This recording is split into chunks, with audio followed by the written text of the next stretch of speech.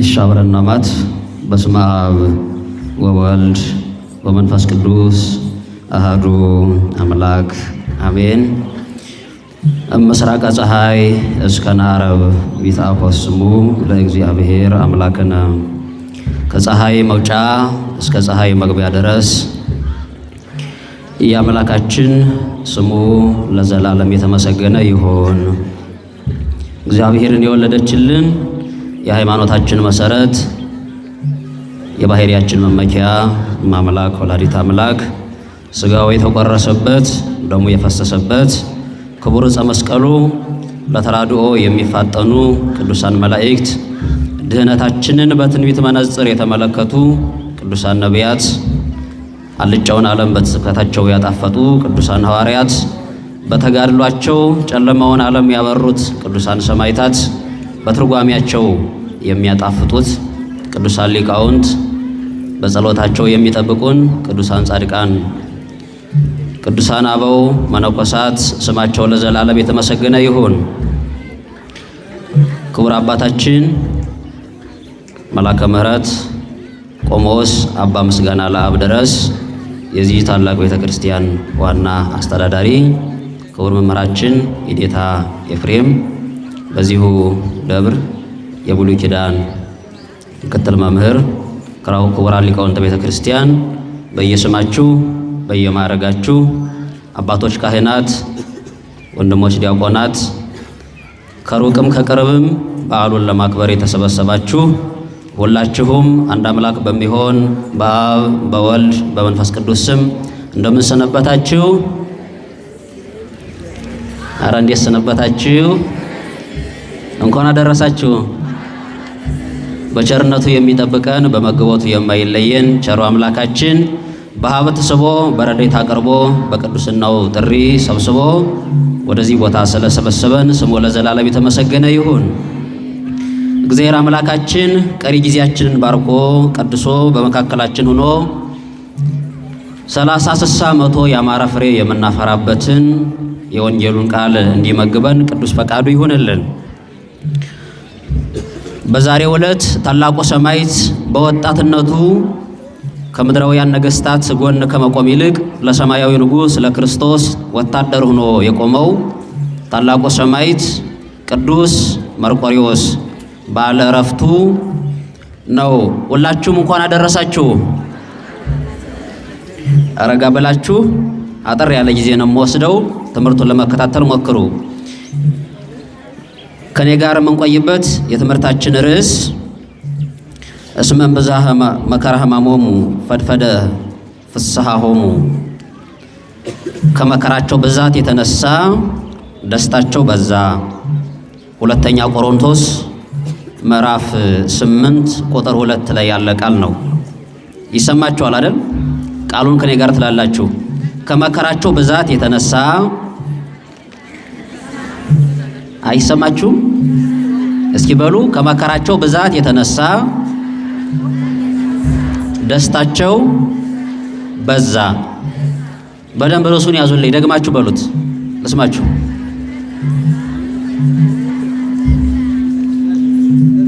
እሰየው ይሁን። ርዕሴ ይህ ነው። ሁለተኛ ቆሮንቶስ ምዕራፍ 8 ቁጥር 2 ላይ ያለ ቃል ነው። ለትምህርት የመግቢያ ቅዱስ ዮሐንስ አፈወርቅ በአንድ ቅዱስ ሰማዕት በዓል ላይ የተናገረውን ነገር መግቢያ ያደርጋለሁ።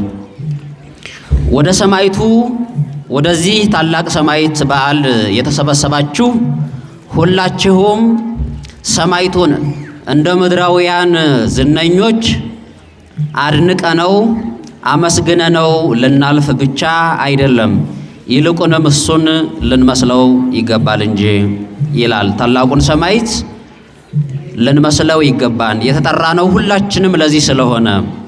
ሁለተኛ ልጨምር። ፀሐይን የሚመለከት ሰው ብርሃነ ፀሐይን በመመልከቱ ጥቅሙ ለፀሐይ ሳይሆን ለተመልካቹ አካል እንደሆነ ሁሉ ለሚመለከተው አካል እንደሆነ ሁሉ ቅዱሳን እንደ ፀሐይ የሚያበሩ ቅዱሳንንም ማክበር ጥቅሙ ለቅዱሳን ሳይሆን ለኛ ነው። እርሱንማ እንግዲያ እነርሱንማ እግዚአብሔር አንድ ጊዜ አክብሯቸዋል። የትምህርቴ ዓላማ የሚሆነው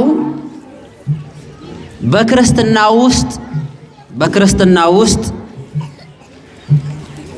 መከራያ ያለነውና ክርስትናም የተመሰረተችው በመከራ ነውና በመከራ ውስጥ ያለውን ደስታ እንዴት ማጣጣም እንደሚቻል ከመጻሕፍት ከኔ ከህይወቴ አይደለም ከመጻሕፍት የተጻፉትን ነው የምነግራችሁ።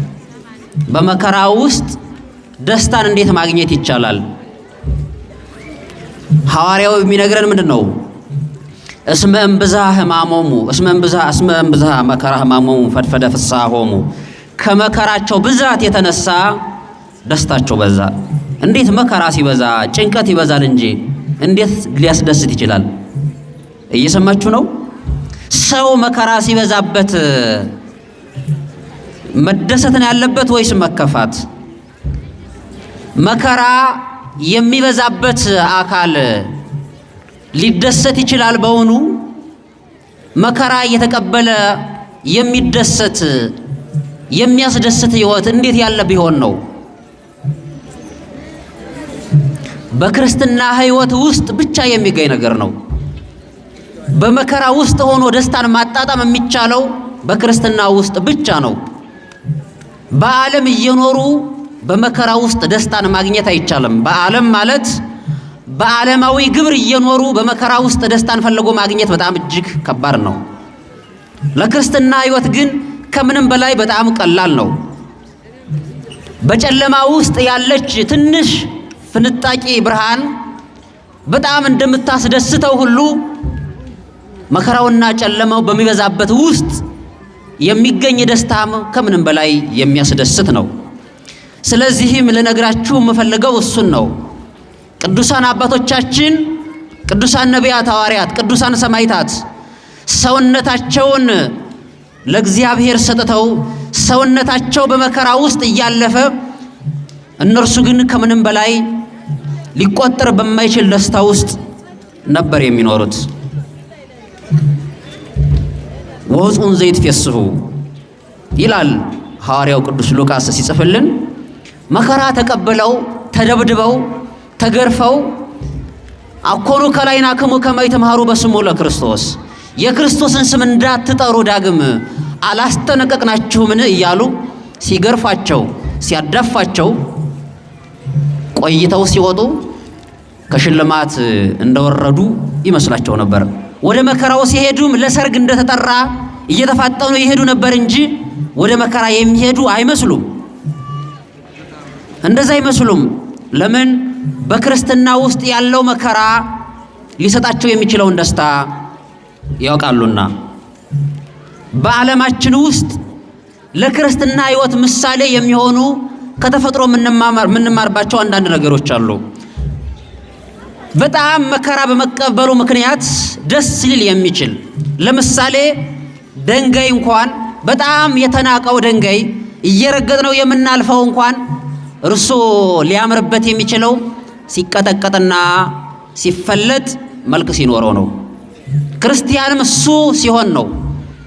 ክርስቲያኖች ምናልባትም መከራ በስቶባችሁ ከሆነ ሐናፄ ሰማያት ወምድር ክርስቶስ ሰማይና ምድርን የጠረበው እሱ ተሐነጹ ቤቶ ቤቴን ልሰራባችሁ ፈልጊያችኋለሁ ብሎ እየጠረባችሁ እንደሆነ አስቡት። ከጎናችሁ እየተላጠ የሚወድቅ ነገር ካለ ከአካባቢያችሁ የነበረ ነገር እሱ እየራቃችሁ እንደሆነ ካሰባችሁ እየተጠረባችሁ ለህንፃው ለግንባታው ልትውሉ እንደሆነ አስቡት። እንደዚያ እንደሆነ ማሰብ አለባችሁ። ክርስቲያኖች የእግዚአብሔር ቤት የሚሰራባቸው ልዩና ውዱ የሆኑ በቁስ ሊገለጡ የማይችሉ ሕያዋን ድንጋዮች ናቸው። አንትሙሰ ከመ እብነ ሕይወት። ቅዱስ ጴጥሮስ እንደዚያ ነው የሚለው። እናንተ የእግዚአብሔርን ቤት ለመስራት የተቀደሳችሁ ድንጋዮች ናችሁ ነው የሚለው። የእግዚአብሔርን ቤት ለመስራት ነው። በዚያ ውስጥ ነው እግዚአብሔር ሊያድር የሚችለው። ታዲያማ ምድራውያን ሐናጺዎች በሰሩት ሊያድር አይችልም። ሰማይ ዙፋኔ ምድር የእግሬ መረገጫ ነው ያለው መድኃኔ ዓለም በእኛ ሕንጻነት ነው ሊያደር የሚችለው። ወገኔ እናንተ የእግዚአብሔር ማደሪያዎች ናችሁ ያለው እኮ ለዚህ ነው። ሐዋርያው ቅዱስ ጳውሎስ በአንደኛ ቆሮንቶስ መልእክቱ ምዕራፍ 3 ቁጥር 16 ላይ ኢተአምሩኑ ከመ ታቦቱ ለመንፈስ ቅዱስ አንትሙ፣ እናንተ የመንፈስ ቅዱስ ማደሪያዎች እንደሆናችሁ አይደላችሁም? አታውቁምን? አታውቁም እንዴ? የእግዚአብሔር ማደሪያዎች ናችሁ። ስለዚህም እግዚአብሔር ማደሪያውን ሊሰራ ሲፈልግ ከናንተ ሊጠርብ ይችላል። ሚስታችሁን ሊወስድ ይችላል። ልጃችሁን በሞት ሊወስድ ይችላል። ሀብታችሁን ሊያስወስድ ይችል ይሆናል። ነገር ግን እናንተ እስክትጠሩ ድረስ ነው። አንጥረኛው ወርቁን ወደ እሳቱ የሚያስገባው ወርቁ ቀልጦ እንዲጠፋ አይደለም፣ ዝገቱ በዙሪያው ያለው ቆሻሻው እስኪለቅ ብቻ ነበር። ባለሙያው ወደ እሳቱ የሚጥለው ያን ወርቅ በጣም ይፈልገዋል። ወርቁ ራሱን ከሚፈልገው በላይ ባለቤቱ ይፈልገዋል። መድኃኔዓለም ክርስቶስ በሕይወታችን አንዳንድ መከራዎችን የሚያመጣብን ምንም አብዛኞቹን መከራዎች የሚያመጣቸው ራሱ ሰይጣን ቢሆንም ግን ክርስቶስ እንደዚህ ያሉ መከራዎች እንዲመጡ የሚፈቅደው እኛ ንጹሃን እንሆን ዘንድ ነው።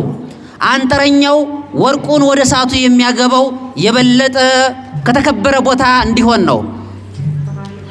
በከውር ገብቶ በሚነጻበት ቦት ገብቶ ያልጠራ ወርቅ ጌጥ ሊሆን አይችልም።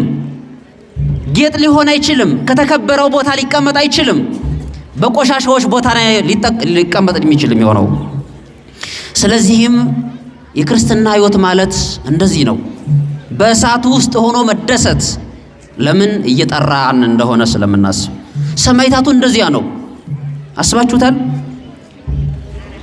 በመጽሐፈ መነኮሳት በዜና አበው እንደምንመለከተው ሁለት ተመሳሳይ ታሪክ ያላቸው አንዲት እናትና አንድ አባት አሉ። ከ60 ዓመት በላይ በደዌ በጣም ጽኑ በሆነ ደዌ የኖሩ ናቸው። ከዕለታት አንድ ቀን ግን ለደቂቃዎች ያ በሽታ ከነርሱ ሲወገድ ወደ እግዚአብሔር ነበር ክሳቸውን ያመለከቱት። እንዴት ያለ ደዌ እንኖራለን? አያችሁት? እነርሱ እግዚአብሔር እንደጎበኛቸው የሚያስቡት በደዌ ሲያዙ በመከራ ውስጥ ሲያልፉ ነው። እግዚአብሔር ከኔ ጋር እንደሆነ የማውቀው በሽታው ከኔ ጋር ሲሆን ነው። ለምን? ባለሙያው የሚጠርበኝ ለአገልግሎት ስለፈለገኝ ነው ብለው ያስባሉ። ክርስቲያኖች እንደዚያ ናቸው። በመከራቸው ብዛት ደስ የሚላቸው እንዲህ ያሉ አባቶቻችን ያሉን። አሁን ይህን እንድትሉ ነው የምፈልገው።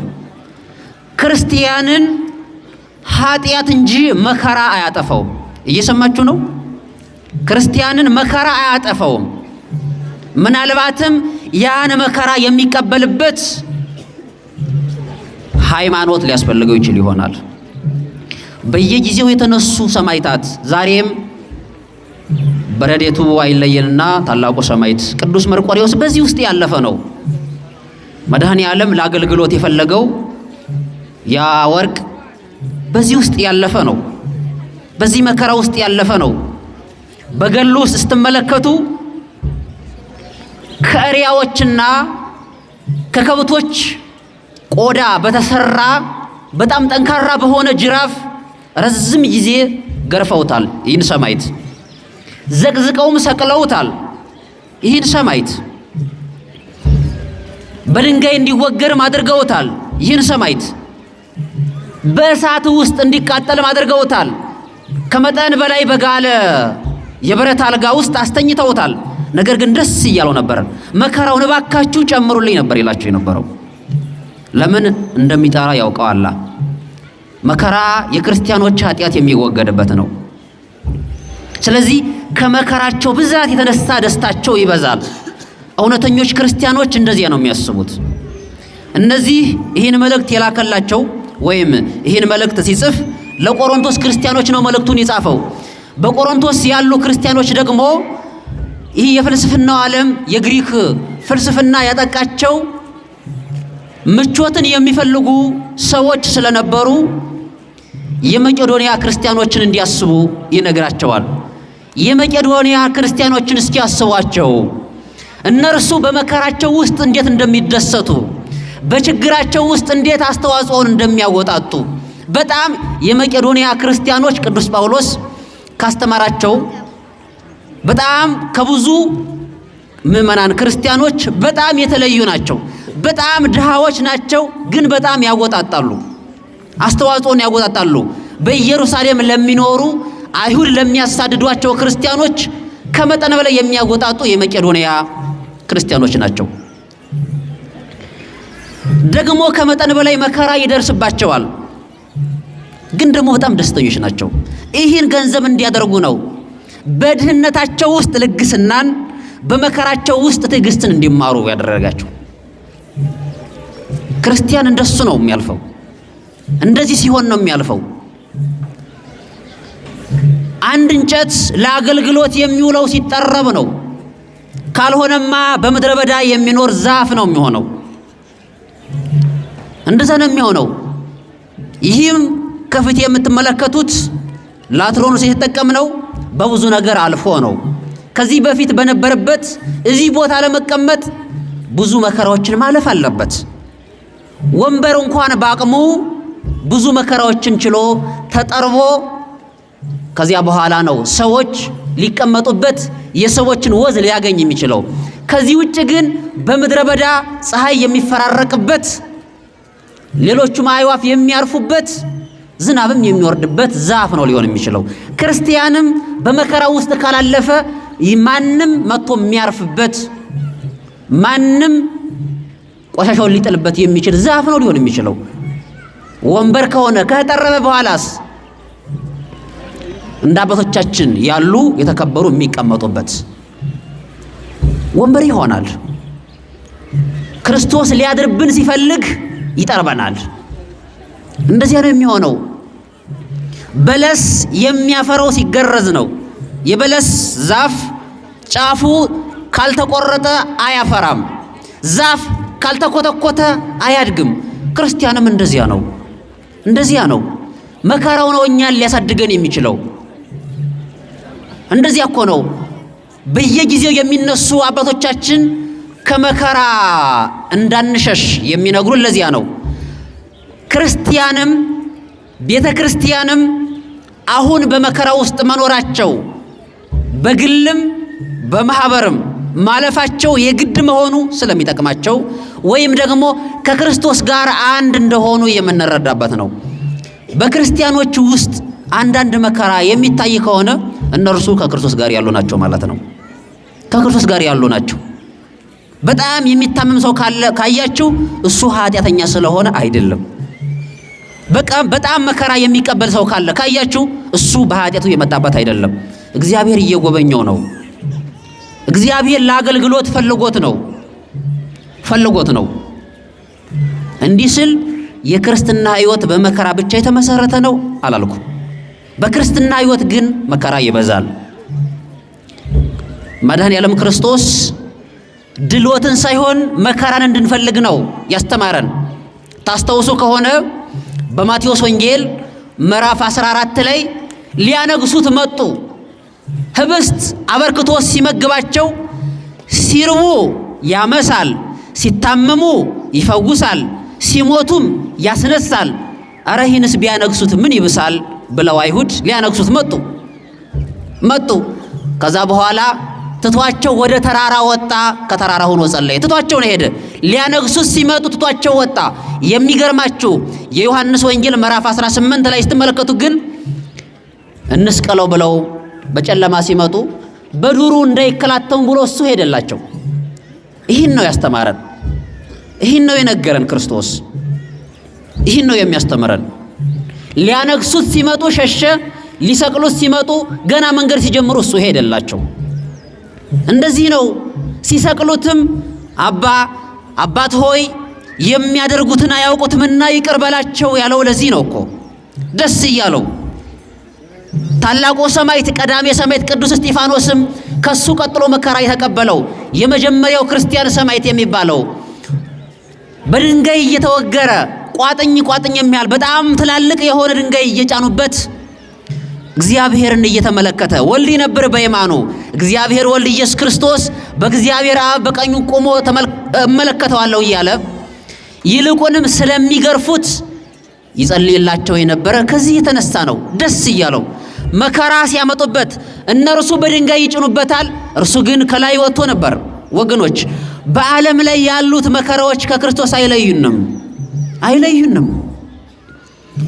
እንደ እስጢፋኖስ በመከራ ውስጥ ያለፈ እንደ እስጢፋኖስ እግዚአብሔርን ያየ የለም። ድንጋዮች እግዚአብሔርን አይሸፍኑትም። ታላላቅ ድንጋዮችን በጨመሩበት ቁጥር እርሱ ግን የእግዚአብሔርን አንድነት ሶስትነት እየተመለከተ ነበር። ለዚያውም የሚያርፍበትን ድንጋይ አያስታውሰውም ነበር። የሚገርመው ነገር በድንጋይ ሲወግሩት ገለባ ከሱ እንዳረፈበት ይመስለዋል ይላል የማሕሌተ ጽጌ ደራሲ አባ ገብረ ማርያም ዘደብረሃንታ። ውግረተ አይባን ይመስሎ ሐሰረ እሳተኒ ማየ ባሕር ቆሪረ። በድንጋይ መወገር በሱ ገለባ ማረፍ ይመስለዋል። በእሳቱ ውስጥ ማለፍም በቀዝቃዛ ውሃ እንደመታጠብ ይመስላቸዋል። እንዲህ ናቸው ክርስቲያኖች። እንደዚህ ነው የሚያልፉት። ምድራዊውን መከራ መናቅ፣ ሰማያዊውን መከራ ለማለፍ።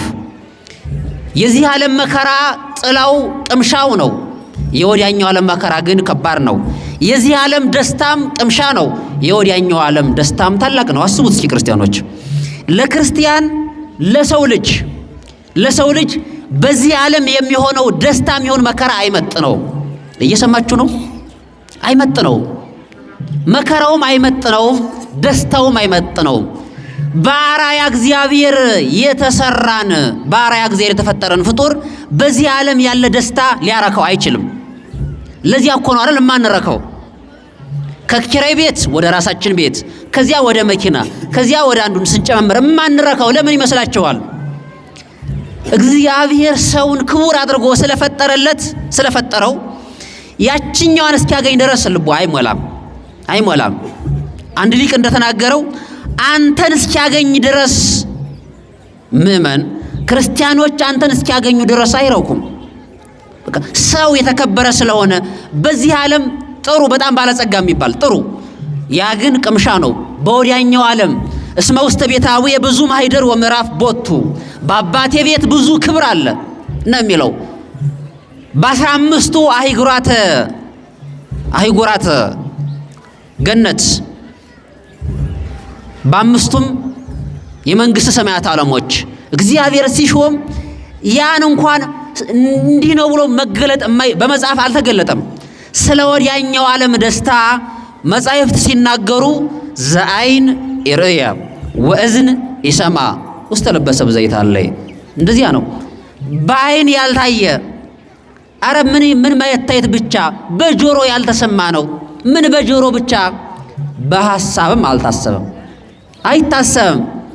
ምድራዊ ዕውቀታችን ሊገልጠው አይችልም። ስለ ወዲያኛው ደስታ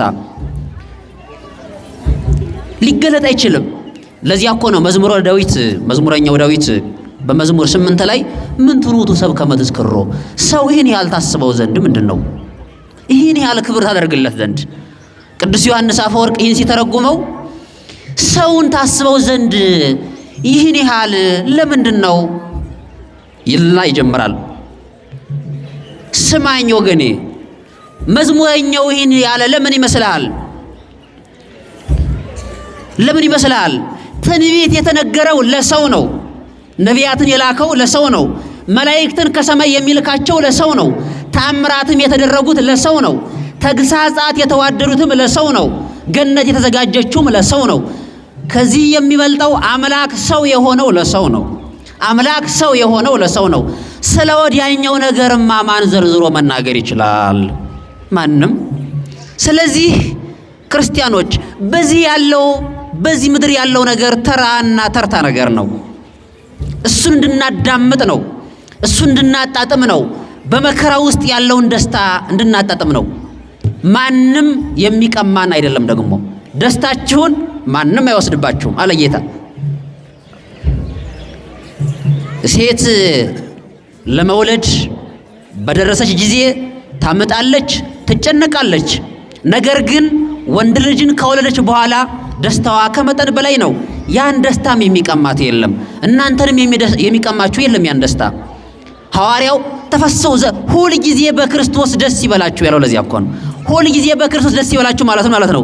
በክርስቶስ ስም በምትቀበሉት መከራ ደስ ይበላችሁ ማለት እኮ ነው። በክርስቶስ ስም በምትቀበሉት መከራ ደስ ይበላችሁ። ክርስቲያን ማለት ክርስቶሳዊነት ነው።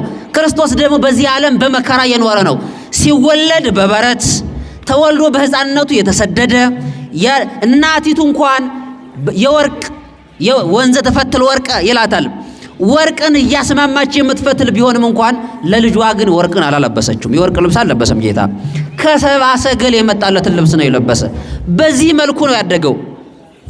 በሌላ ልብስ ያደገ፣ በሌላ ቦታ የተወለደ፣ በሌላ መቃብር የተቀበረ፣ ሲኖር በሌላ ነው በደብረ ኤልዮን የኖረ። እንኳን እሱ እናቱም እንኳን ወደ ዮሐንስ ቤት ሄደች ነው የሚላት። ወደ ዮሐንስ ቤት ሄደች። ይህን የሚያስተምረን ክርስቶስ ሰማይና ምድርን መላዋን በመሃል እጁ የያዘ ባለጸጋ ጌታ በዚህን ያህል ሲወርድ ታዲያኛ ደካማ ፍጥረታትማ ብንወርድ ምን ድንቅ ነው? መከራ ብንቀበል ምን ድንቅ ነው? እርሱ በፈጠረው እጅ ሲገረፍ ዝም ያለ እኛማ በኩዮቻችን ይልቁንም በሚበልጡን ብንገረፍ ድንቁ ምንድን ነው? ለይብቁል ከሶክ ዋሜ ከላ የተባለ ፍጡር በውስጡ ደዌ ቢኖርበት ድንቁ ምንድን ነው? ሾህ በአንተ ውስጥ ይብቀልብህ የተባለ ከመሬት ተጠፍጥፎ የተሰራ ፍጡር መከራ ቢመጣበት ምንድን ነው ድንቁ? መሬት እኮ ይታረሳል። አንተ መሬት ነህ፣ አንቺም መሬት ነሽ። መሬት እኮ ይታረሳል፣ ይቆፈራል። ሰውም በመከራ ውስጥ እንደዛ ይሆናል። ታዲያ ግን ንጹሕ ባሕርይ ክርስቶስ መከራን የተቀበለ እኛ በዚህ ደስታው በዚህ መከራ ውስጥ አልፈን ያን እንድናስብ ነው። ገበሬ በክረምት በላይ ዝናብ እየወረደበት በታችም ጭቃውን እየታገሰ መከራውን የሚቀበለው በመከር ያለችውን ሰብል እየተመለከተ ነበር። ክርስቲያኖችም በዚህ ዓለም መከራ የምንቀበለው ያችን እያሰብን ነው፣ ያችን እያየን ነው። በሰማይ ያሉ ልብክሙ ልባችሁ በሰማይ ይሁን ማለት እኮ እሱ ነው። ይህ ልቡናችሁ ተሰቅሎ ላይ ይሁን ማለት አይደለም፣ በምድር ላይ ሰማይን መኖር ነው። ወለነስሐ ሀገርነ ዘበሰማያት ማለትም እሱ ነው እኮ። የኛስ ሀገራችን በሰማይ ነው ማለት እኮ በዚህ ምድር ያሉ ሰማይን መኖር ማለት ነው እኮ። እንደዚያ እኮ ነው ክርስቲያን። እንደዚህ ብሎ ነው የሚያልፈው ክርስቲያን። እንደዚህ ሲጠራ ነው ንጉሱ ሊለበሰው የሚችለው። ታስተውሳላችሁ ጌታ በማቴዎስ ወንጌል ምዕራፍ 17 ላይ ዋልባ ሲሆን ኮነ ጻዳ ከመበረድ ይላል ወንጌላዊ። ልብሱም እንደ በረዶ ነጭ ሆነ ይላል ቅዱስ ኤፍሬም ሲተረጉም። ይሄ አልባሲው ስለ ክርስቶስ ማይ ሙንቱ ማይምናን የእግዚአብሔር ልብሶቹ የክርስቶስ ልብሶችን ማን ናቸው ካልከይ ክርስቲያኖች ናቸው። ክርስቲያኖች ናቸው። ታዲያ እነዚህ ክርስቲያኖች ንጹህ የሆኑት በጣም ታጥበው ነው። በጣም የቆሸሸ ልብስ ለማጥራት በጣም ይታሻል። ስለዚህም እኛ ለክርስቶስ ልብስ መሆን ስለሚገባን በጣም እንታሻለን፣ በደዌ በችግር በመከራ በሌሎችም። ይህ ሰማዕት ይህ ታላቅ ሰማዕት ቅዱስ መርቆሬዎስ ለዚህ የደረሰው የቤተ ክርስቲያን አምድ መሆን የቻለው በዚህ መልኩ ስለታጠበ ነው። ለሐጸቡ አልባ ሲሆን በደመ በግዑ ይላቸዋል። በበጉ ደም ያጠቡ ልብሳቸውን በበጉ ደም ያጠቡ ምድራቸውን ደግሞ በደማቸው ምድርን በደማቸው ያጠቡ የተለዩ ፍጡራን ናቸው እነዚህ ሰማዕታት። በረከታቸው ይደርብን። እንግዲህ ክርስትና እንዲህ ያለ ህይወት ነው። ለምንድን ነው ይሄን ማንሳት የፈለኩት? የሰማዕቱን የቅዱስ መርቆሬዎስን የመከራውን ጽናት በመከራው ምክንያት ያገኘውን ክብር ከመናገር ውጭ ሰዎች ስለሆን በየጊዜው አሁንም በመናገርበት ቅጽበት አብዛኞቻችሁ የሚያሳስባችሁ በውስጣችሁ የምትቀበሉት መከራ ሊኖር ይችል ይሆናል። በውስጣችሁ የምትቀበሉት መከራ በጣም የሚያሳስባችሁ ከመጠን በላይ ህሊናችሁን የሚገርፋችሁ አሳሳቢ የሆነ በግልም በሌላም የመጣባችሁ መከራ ልትኖሩ ትችላላችሁ። ነገር ግን ይህ መከራ ወደ ደስታ የሚያወጣ ነው። ወደ ተራራው የሚወጣ አቀበቱን የሚወጣ አካል ምናልባትም ድካም ይሰማው ይሆናል። ነገር ግን ወደ ላይ እየወጣ ነው። ከላይ ከተራራው ከወጣ በኋላ ሁሉን ይመለከታል። እስኪወጣ ግን ድካም ሊኖረው ይችል ይሆናል። መሰላሉን እያዝን ስንወጣ ድካም ሊኖረው ይችል ይሆናል። ከላይ ከወጣን በኋላ ግን ደስታው ከመጠን በላይ ነው። እንደዚያ ነው። እንደዚያ እኛ ክርስቲያኖች በዚህ መከራ ስናልፍ ነው ያን አሁን ያዝና አሁን ያለንበትን ህይወት እንኳን ብዙዎቻችን በልምድ አድርገን ነው እንጂ አብዛኛውን እኮ በመከራ የለመርነው። ለምሳሌ ንግግር የለመርነው በችግር ነው አይደል? ከብዙ ጊዜ በኋላ ነው። ሰው እንደተወለደ አይናገርም። በጣም ብዙ ልምድ ያስፈልጋል።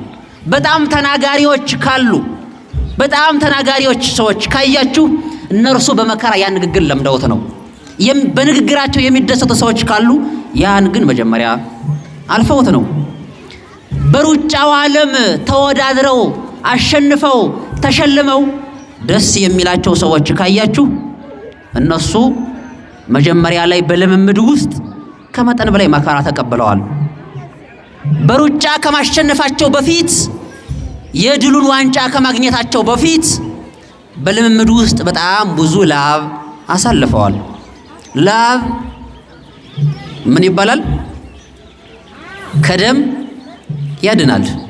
ላብ ደምን ይታደጋል። ላብን አፍሶ መታገል ደምን ላለማፍሰስ ያግዛል። እንደዚህ ነው ምን ሆነኛ ክርስቲያኖች። ለዚህ ማሳያ የሚሆነን የእስራኤል ክርስቲያን ነው። የእስራኤል የብሉይ ኪዳን ክርስቲያኖች ወይም የብሉይ ኪዳን አማኞች መከራ እየተቀበሉ ግን ደስ ይላቸው ነበር። ምክንያቱም በመከራ ውስጥ የእግዚአብሔር መግቦት አልተለያቸውምና። እንደዚያ ነው። ሲሰደዱ እግዚአብሔር ይቀበላቸዋል። ሲያስርቧቸው ከሰማይ መና ይወርድላቸዋል። እንደዚህ ነው የሚሆኑት። መከራ ሲያጸኑባቸው ደስ ይላቸዋል። ወበአምጣነ ይሳቀይዎሙ ከማሁ ይበዙ። እስራኤልን አብዝተው መከራ እንደሚያመጸኑባቸው አብዝተው ደግሞ እነሱ ደስ ይላቸው ነበር፣ እነሱም ይበዙ ነበር። እንደዚህ ነው የሚሆነው። ክርስቲያን እንደዚህ ነው የሚያልፈው። በክርስትና በእግዚአብሔር ዓለም ውስጥ ያለፉ ቤተክርስቲያን የታነጸችባቸው ህብረተ ቤተክርስቲያን የተወሰነባቸው በመከራ ያላለፈ ማን አለ? መላእክት ነው። ከመላእክት ወገን ነው። መላእክትም እንኳን ወገኔ በመከራ ውስጥ አልፈዋል። እግዚአብሔር ፈጥሮ ተሰውሯቸዋል። ያለፉበትን መከራ በመጻሕፍት እናገኛለን። ሰይጣን ሰይፉን ሲያነሳ እኔ አምላክ ነኝ ሲል ያን ጊዜ የተቀበሉትን መከራ እነሱ ነው የሚያውቁት። በጨለማ ውስጥ ሲተዋቸው እነሱ ነበር የሚያውቁት። በመከራ ውስጥ ያላለፈ የለም። ፈተና የሚፈተን ከፈተናው በኋላ የሚሸለም አካል ነው። ተሸለሙ፣ ሳይደክማቸው ኖሩ፣ በብርሃን ይኖራሉ። በጨለማ ውስጥ ተፈተኑ፣ በብርሃን ኖሩ። በሰይጣን ተፈተኑ፣ ሰይጣንን ሲያሳድዱ ኖሩ። እግዚአብሔር ተለያቸው ለጥቂት ጊዜ፣ ከእግዚአብሔር ጋር አብረው ኖሩ። ዘቀውም ቅድመ እግዚአብሔር ማለት እሱ እኮ ነው። በእግዚአብሔር ፊት የምቆመው እኔ ገብርኤል ነኝ አለ ቅዱስ ገብርኤል እኮ። በእግዚአብሔር ፊት ሁሉ ጊዜ የሚቆም ማለት እኮ ነው። ነገር ግን የመጀመሪያው ፈተና የእግዚአብሔር መለየት ነበር። እግዚአብሔር ከነርሱ በመለየት ፈተናቸው። ይህን ፈተና ሲቋቋሙ ግን ለዘላለም እግዚአብሔር ከነርሱ ጋር ሆነ ማለት ነው። እንደዚህ ነው የምንሆነው ክርስቲያኖች፣ እንደዚህ ነው የምንሆነው። ነቢያትም በዚያ በጨለማ ዘመን ልጅነት ባልተሰጠበት ዘመን ያን ያህል መከራ ተቀበሉ። ስጋዌውን ተመለከቱ። ከእርሱ ጋር የነበሩ ሐዋርያትማ መከራቸው ይበዛል መከራቸው። እንዴት አምላካችን የምትሉት ሞቶ እያለ እንዴት ነው የምታስተምሩት እየተባሉ ይገረፉ ነበር። በተአምር አንድም ሐዋርያ ያለ ሰማዕትነት ያረፈ የለም። የትምህርታቸው መጨረሻና መቋጫ ሰማዕትነት ነው። ሁሉም ሐዋርያት በሰማዕትነት በመከራ ነው ያለፉት። ሁሉም በዚህ ውስጥ ነው ያለፉት። እያስተማሩ አስተምረው ሲያሳምኑም ስኬተኞች ናቸው። አስተምረው ባላመኑት ሲገረፉም ስኬተኞች ናቸው፣ ስኬታማ ናቸው። በዚህ ውስጥ ነው የሚያልፉት። በዚህ ውስጥ ነው ያለፉት። ሊቃውንትም ብዙ መናፍቃንን እየታገሉ ኖሩ። የሰማዕታቱማ አይነገርም። የሰማዕታቱ መከራ ሊነገር አይችልም። ሰውነታቸውን ነው እነሱ ደግሞ አሳልፈው የሰጡት። ምናልባት እኛ የኛ የሆነውን ልንሰጥ እንችል ይሆናል። እኛን ለመስጠት ግን ይከብደናል። በእግዚአብሔር ዓለም ውስጥ በክርስትና ሕይወት ውስጥ የመጨረሻው ስጦታ ራስን ለእግዚአብሔር መስጠት ነው። ምክንያቱም እግዚአብሔር ለመጨረሻ ጊዜ የሰጠን ራሱን ነዋ። መጀመሪያ ረድኤቱን ላከ፣ መላእክትን ይልካል፣ ሌሎችንም ይልካል፣ ነቢያትን ይልካል። መጨረሻ ግን ራሱ ነው የመጣ። አኮ በመልአኩ አኮ በተነባል ይላል ኢሳይያስ። መጨረሻ ራሱን ነው የሰጠን። ራሱን ሰጠን። እኔን ብሉ ነው ያለው። የክርስቶስ ስጦታው ራሱ ከሆነ የእሱም ስጦታ ሊሆን የሚችለው ራሳችን ነው ማለት ነው። እሱ ራሱን ከሰጠን እኛም ራሳችን ነው ልንሰጠው የሚገባው። የቤተ ክርስቲያን ራስ ክርስቶስ ራሱን ለእኛ ሰጥቶናል። እኛም አካላችን ለእሱ እንሰጣለን። የእግዚአብሔር የቤተ ክርስቲያን አካል ስለሆን ንሕነ አባል ወውእቱ ርእስ፣ እሱ ራስ ነው፣ እኛ የአካል ክፍሎች ነን እንዳለው ቅዱስ ዮሐንስ አፈወርቅ። እንደዚህ ብለን እናልፋለን። እኛ እንደዚህ ብለን እናልፋለን። ስለዚህም ሁሉም አባቶች በክርስትና ውስጥ ያለፉት እግዚአብሔርን የሚያውቁት ያለ መከራ ያለፈ የለም። ነገር ግን በመከራቸው ውስጥ እየተደሰቱ ነው ያለፉት። ስለዚህ ወገኖች በግል የሚመጣባችሁ መከራ ካለ እሱን በዚያ በመከራ ውስጥ እግዚአብሔር ለማግኘት ሞክሩ። እግዚአብሔር ለማግኘት ጣሩ። ነቢየ እግዚአብሔር ዳዊት በመዝሙር 4 ላይ ወእምንዳቤ አርሃበ ሊተ፣ መከራውን አበዛልኝ ከመከራዬ አሰፋልኝ ይላል። ለምን እንዴት መከራው እንዲበዛለት ጠየቀ? መከራው ሲበዛለት የበለጠ እየተደሰተ እንደሚሄድ ያውቀዋል።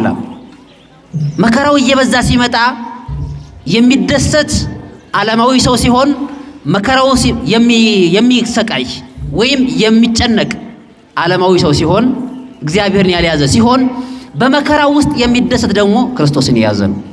መከራ ለክርስቲያን ኢምንት ነው። በዚህ ዓለም ውስጥ ተፈጥሮን የሚያሸንፍ መከራን እንደ ደስታ አድርጎ የሚቀበል ከክርስትና ውጭ ማንም የለም። መከራን እንደ ደስታ አድርጎ የሚቀበል በሰዓቱ ውስጥ መዘመር እኮ የሚቻልበት ህይወት እኮ ነው። አያችሁት? የብሉይ ኪዳን ክርስቲያኖች የሚባሉት 3 ደቂቅ እኮ በመከራ ውስጥ የዘመሩ ናቸው እኮ፣ እየዘመሩ የሚሄዱ ናቸው እኮ። የእሳቱ ነበልባል ሳያስፈራቸው የዘመሩ፣ ወደ ገደል ተወርወረው ደስ የሚላቸው በባህሩ ውስጥ የሚዘምሩ ጸራይኩ በምንዳቤ ሀበ እግዚአብሔር ያሉ እኮ ናቸው። እነ ዮናስ በባህሩ ውስጥ ከባህሩ ውስጥ ብቻም አይደለም በባህሩ ውስጥ ባለው በአሳ አንበሪው ሆድ ውስጥ እያሉ ማመስገን የሚቻልበት እግዚአብሔርን በማመስገን ውስጥ ሲኖር ነው። ክርስቲያኖች አሁን ከዘረዘርኩላችሁ የበለጠ መከራ በእኛ ላይ አልተጋረጠም፣ አልመጣም። እነርሱ ይልቁንም ይሄ መከራ እንዲበዛላቸው የለመኑ ናቸው። ይልቁንም ይሄ መከራ እንዲበዛላቸው ለምን? መከራው በበዛ ቁጥር እነሱ እግዚአብሔር ወደ እነሱ እየመጣ ዓለም ስትገፋቸው ወደ እግዚአብሔር እየቀረቡ አንድ እርምጃ ከዓለም ሲርቁ ወደ እግዚአብሔር እየቀረቡ እንደሆነ ስለሚያውቁት ነው። አንድ እርምጃ ከእግዚአብሔር ከራቅን ወደ ዓለም እየቀረብን ነው። ስለዚህ እግዚአብሔርን ልናገኘው የምንችለው በዚህ ውስጥ ነው። በትዳራችን ውስጥ፣ በግል ስራችን ውስጥ፣ በማህበር ስራ ውስጥ፣ በአገልግሎት ውስጥ፣ በየትኛውም ውስጥ በእኛ ላይ ሊመጡ የሚችሉት መከራዎች እግዚአብሔርን የምናገለግልባቸው መሆን አለባቸው። ምናልባትም መከራ በዓለም ላይ በልዩ ልዩ መንገድ ሊመጣ ይችል ይሆናልና ጥንቃቄ ማድረግ ያለብን ግን እግዚአብሔራዊ ክርስቶሳዊ ያልሆነን መከራ እንዳንቀበል ነው። ምን ማለት ነው? ዋጋ የማያሰጥ መከራ፣ ደስ ሳይለን የምንቀበለው መከራ፣ ስመ እግዚአብሔር የማይጠራበት መከራ፣ ለስጋዊ ድሎት ብለን የምንቀበለው መከራ እንዳይሆን ነው። በዚያ ውስጥ እግዚአብሔርን የምናገኝበት እንዲሆን ነው። ስለዚህ እሱን መከራ ይህ ሰማዕት አለፈ። ከዚህ ሰማዕት የምንማረው ከቅዱስ መርቆሬዎስ የምንማረው በመከራ ውስጥም ለካ እንደዚህ አልፎ የእግዚአብሔር ወገን መሆን ይቻላል። ስለዚህ ይህ ሰማዕት የተቀበለው መከራ ተዘርዝሮ የማያልቅ ነው። እኛ ትንሿን መከራ ተቀብለን የሚገርማችሁ በገሉ ውስጥ ከእርሱ በረከት እንድንሳተፍ ተፈቅዶልናል። ደስ አይልም? ደስ አይላችሁ? በጣም ነው ደስ የሚለው እኮ ብዙ መከራ ከተቀበሉት ጋር ጥቂት መከራ ተቀበለን አንድ መሆን። ስለዚህ መከራው የምንቀበል እኛ ክርስቲያኖች ወደዚያ ይሄድ እንደሆነ ማሰብ ይኖርብናል ለማለት ነው። ጊዜ እንዳልወስድ የኔ እዚህ ጋር ይበቃኛል። ከመከራቸው ብዛት የተነሳ ደስታቸው በዛ በግል መከራችን ውስጥ እግዚአብሔር ያችን ደስታ እንድናጣጥማት እግዚአብሔር በመከራችን ውስጥ ደስታን እንዲልክልን ቅዱስ ፈቃዱ ይሁንልን። ያስተማረን የመከረን የገሰጸን ቸር አምላካችን ስሙ የተመሰገነ ይሁን። ስብሐት ለእግዚአብሔር።